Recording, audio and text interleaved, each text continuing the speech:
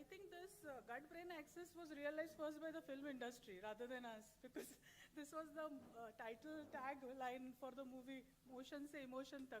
So they realized that it is very much related to the mind, and this is what I thought that probably we are later to learn, and that's why we are just in time now.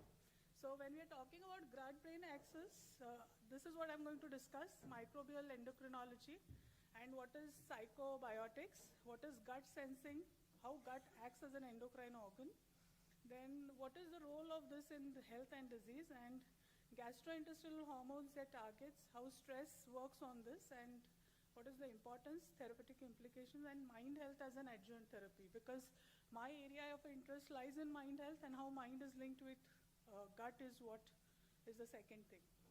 So when we are talking about microbial endocrinology, I looked into endocrine books. We didn't have any definitions. So I looked into books on gut health, and then I found this definition that it's a study of ability of microorganisms to produce and recognize neurochemicals that originate both from the host and the microbiota, which reside in the host. So it is the ability of these microbes to influence health.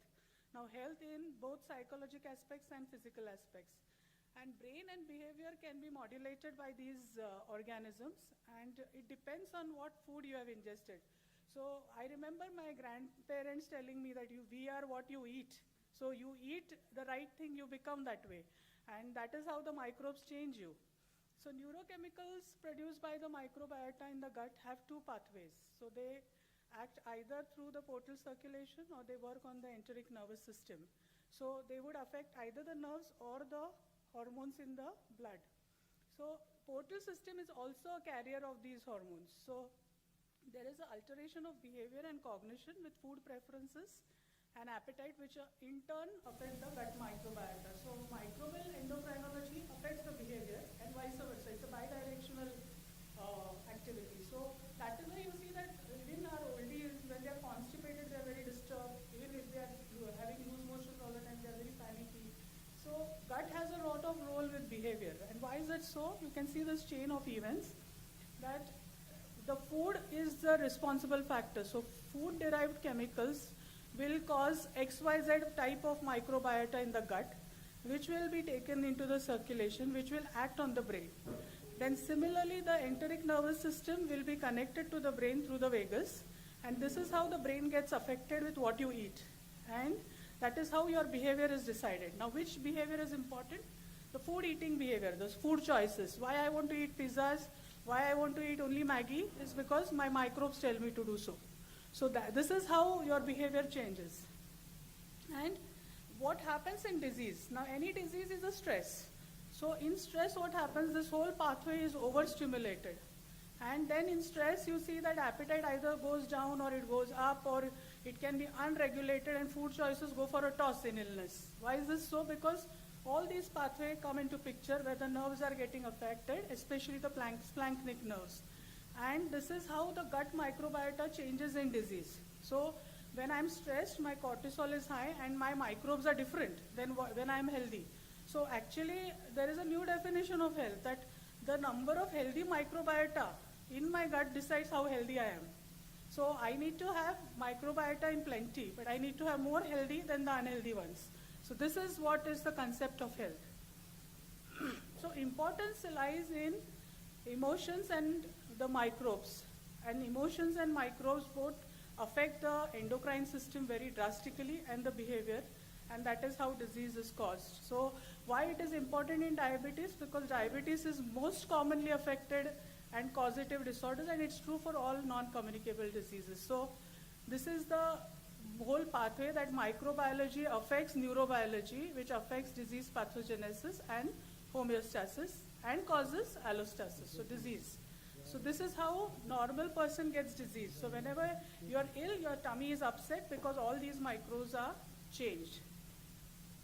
So how does the gut sensing works? Now, a gut is a big endocrine organ. I'm sure Arundhati is going to tell us more, and Minal is also going to tell us more. But there are two systems. One is the enteroendocrine cells. I'm sure you'll have learned it in anatomy, that there are nearly 12 types releasing around 20 hormones in the gut. And enteric nervous system It's actually called a second brain because it has equal number of neurons as much as there are in the brain.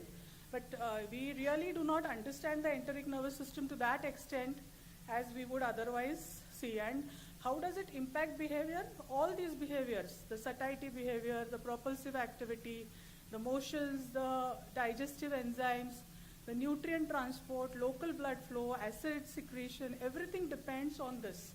So when these two are modulated, you get a differences in all this. So that is why you see that people don't have excessive satiety, especially in obesity. They keep on eating because the gut microbiota of obese are different from lean. And similarly, you see that acidity is a tendency of most of our pre-diabetic patients with insulin resistance, and this is all what is changing in them. So I don't want to go through this slide, but I want to tell you that so many hormones are involved whenever there is stress. So it is not one hormone. There is cortisol, there is ghrelin, there is nispatin, GLP-1, PYY, cholecystokinin, urocortin, and we as endocrine and diabetologists hardly know any of these. Now we have started working on the GLP-1 axis. Now, importance to understand is the importance of food. I'm not a nutritionist, but all food have hormones in it. So you can see that each and every food item, suppose banana has serotonin, which is a precursor for happiness chemicals. Then you have tomato, which has dopamine, which gives you soothing effect. So all these are linked with what we eat. So there is a lot of nutrogenomics and nutritive choices when we are talking about hormones being produced in our body. So choices should need to be right for right hormone production in the gut.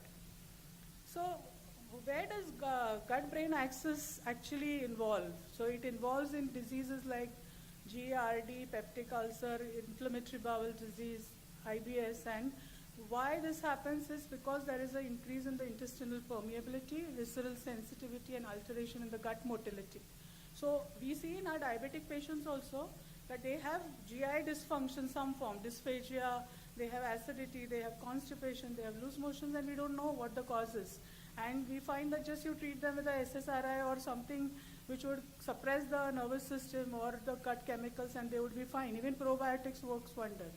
So intestinal barrier dysfunction is an important aspect in diabetes, and this is responsible for causing disease.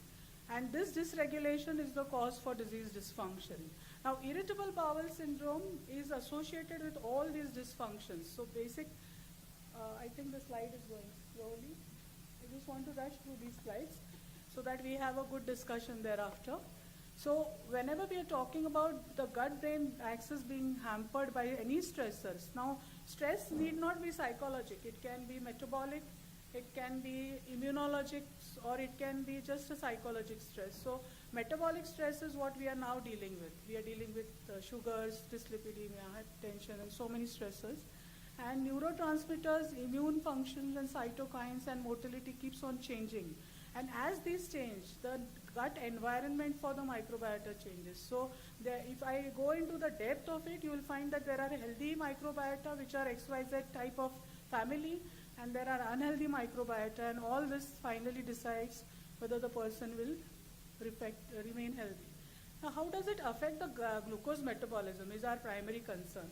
So you see that glucose is detected by receptors on these enteroendocrine cells, and they produce GLP-2. Now, GLP-2 does not directly act on the sugars. It acts through the nervous system. How it will act through the enteric nervous system? It will stimulate the enteric nervous system to produce SGLT1. And SGLT1 receptors are in turn stimulated, and this is how there is increase in the glucose transport across the intestine. So this is how the function in glucose is important as far as the gut-brain axis is considered. So one more important point is gut inflammation. All these years I thought that the big tummy that obese ladies have is just due to fat, but I've just read and realized that it's inflammation of the adipose tissue which is at fault in obesity, and decreasing that inflammation itself is known to help the neurochemical production. So therapeutic implications are plenty, and I'm sure we are aware of this: antispasmodics, anticholinergic, tricyclic antidepressants, and of course there are new pre and probiotic which are known to improve the gut health.